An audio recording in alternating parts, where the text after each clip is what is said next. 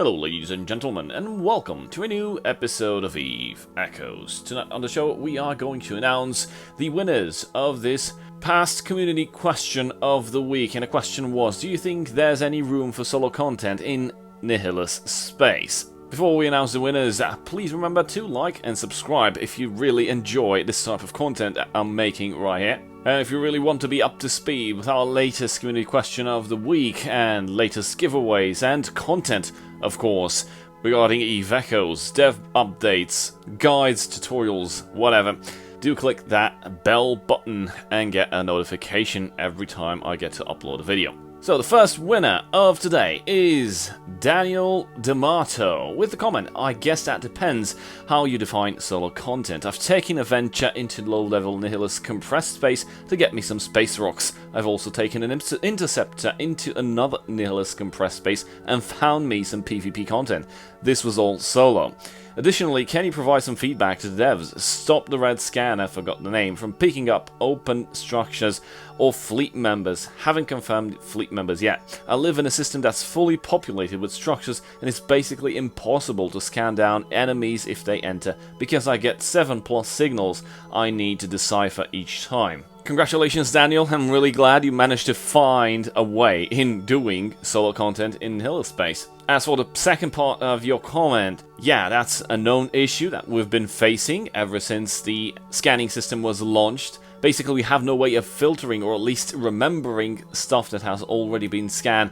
I did found out recently that what you scan in a system does not go away if you jump out and come back in. So if you open up the scanner, like the solar system map, you still find the scanned stuff from a previous scan, and you do have a timer that goes up indicating when was the last time you scanned in here. But yeah, we don't have a way into filtering stuff that we have already scanned, and we don't want to get up into our searches again. So hopefully this will improve over time, but for now we'll have to deal with it. I don't know in how. The only advantage that we have is that if we are close to the fleet members or the group that we are with, they will not show up on the scanner because their proximity to the scanner prevents that from happening. On the other side, in EVE Online, there is such a mechanic. Basically, all the signatures or the signals have an identifier, and if you note them down and you just come back after a couple of hours into the same system and run the scan again, you notice the identifications, the ID numbers, which kind of seem like how nullsec systems are named.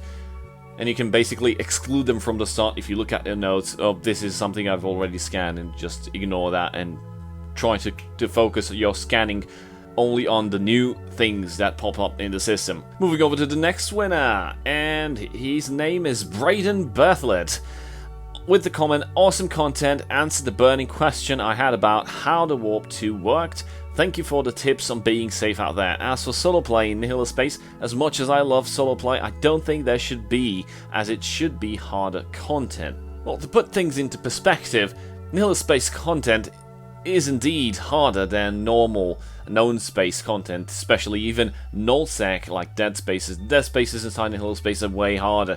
Plus on top they add the fact that somebody might just come in and you might get jumped in by 1-2 fleets of whatever. So it's pretty dangerous to do stuff on your own, especially on your own, and of course it's dangerous to do them in a group, especially if another group that's bigger than yours just comes inside and peeks, trying to see and get some easy kills. However, in spite of all that, people did found ways into doing solo content inside Nihilus space. I know someone who's doing end space content like Dead Spaces and stuff solo with a healer, and as you've seen with Daniel, he kind of went with the venture and did some solo mining, and also he hopped in the scepter and went in for some quick PvP. In the end, people will always find a way to do things that they are not supposed to do. Congratulations Daniel and Brighton. Please leave a comment below with your in-game name and your character ID so I can pass that information down to the people responsible in handing out the prizes. Also, stick around until the end of the video because we will be launching yet another community question of the week with yet 2 another Omega Combo clones ready to give out to 2 randomly picked winners. Let's move on to our main course of today, which is kind of old. It's from 6 days ago, but I did pick it up. I remember I did tell you in a previous episode that I have a lot of content I want to push forward because pretty much was on the bench and I had to stay away from recording because I had some health issues. So the topic that I want to focus today is the weekly developers Q&A from 9 of June to 15 of June. Now there's one or two interesting questions here, but I really want to develop on one specific question because I've seen this something similar posted on Reddit and I pretty much just dumped an entire comment in regards to how I feel about the ships and the progression and what's it all about. So let's dive into the first question. Pilots that are playing as haulers cannot use ships like Nero's high mobility nullsec. Is there any plan to change this?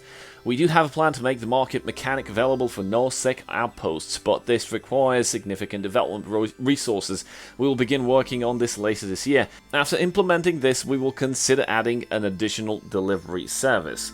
Interesting, so they're going to make an additional delivery service. They should improve this one, or at least make courier contracts available, because there's no market in nullsec except for the NPC stations, but with outposts and the citadels, there's no market available, and everything is pretty much done through corporate hangars, and unfortunately we won't be seeing any additional content in terms of hauling and in terms of market updates, at least not until August. So space truckers out there, keep your head up. Hopefully more content for you guys is on the way. This next question is the one that I want to touch and debate on it, so I'm pretty much going to leave it for last. Moving over to the next page, will there be any other nanocores available? Similar to skins, we will release additional nanocores in the future and ensure that the attribute bonuses granted by the nanocore for each particular ship will be better fit than the ship's design. Yeah, because missile damage, and all sorts of weird other stuff don't fit on a Procurer. I can't understand how exactly did they put those nanocores in the store. Like, did they have like a random bowl of numbers and just put their hands in, then blindfolded, and I got number 3. What's number 3? Missile damage. Good. Slap that onto the apocalypse. What the fuck? I hope in the future somebody does pay attention to how the nanocores and how the attributes are fit for those specific ships, and hopefully we'll get better content in terms of nanocores, because nanocores seem to be similar in how implants work in Evil Line. They give you that extra boost, that extra thing. Of course, it makes your ship price go even higher. But there's a bug that has been seen recently, and the nanocores, even though they shop on a kill mill and shop as costing gazillion of this, when you do the reimbursement in insurance, it seems like they are considered to be zero because they're not taken into consideration, and you do get it in return. Your nanocore will be reimbursed, but it seems like it's going to be reimbursed for free. Hopefully this will be addressed in future updates. Moving to the next question, I want to know what the future of PvE will be like for this game that is as much for groups of 10-20 people gathering like for a World of Warcraft raid, as it is for players just wanting to go solo and have fun playing on mobile and in small spurts as intended. And the answer is pretty interesting. The essence of games like Eve Echoes is that players help build up the universe together and interact with each other. Future gameplay will continue to be built upon this idea. We will consider adding special instances in some anomalies on the Hill of Space, allowing around 20 players to fight against NPC pirates as a team. This might be added as a smaller side content update instead of a major one though.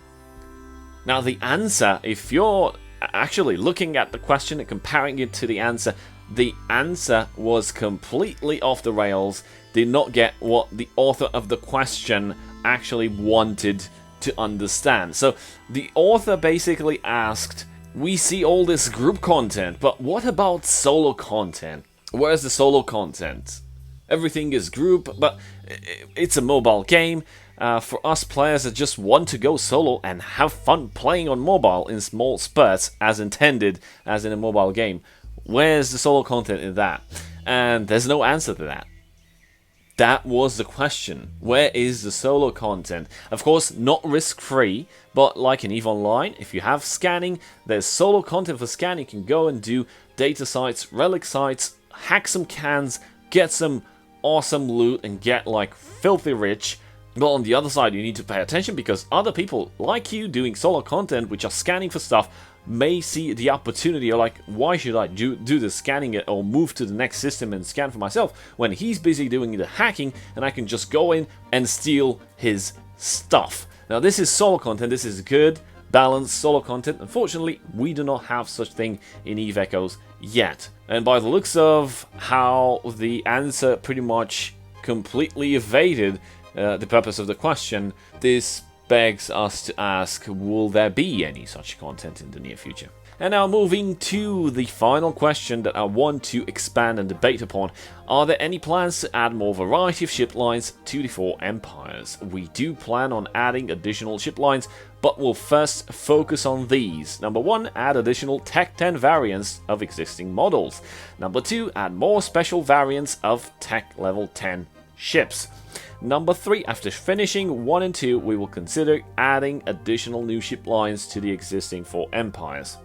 Now, if you're looking at number 1 and number 2, it's pretty much the same trend that we've been seeing with the rest of the content, having vertical progression instead of a linear standard progression and specialized content that really force you to engage into heavy skilling in order to be able to fly a specific heavy-duty ship with resistances by default like 80% across the board and some cool bonuses and stuff that the ship can do. That is the purpose of a specialized ship. Unfortunately, in EVE Echoes, the situation is not so good.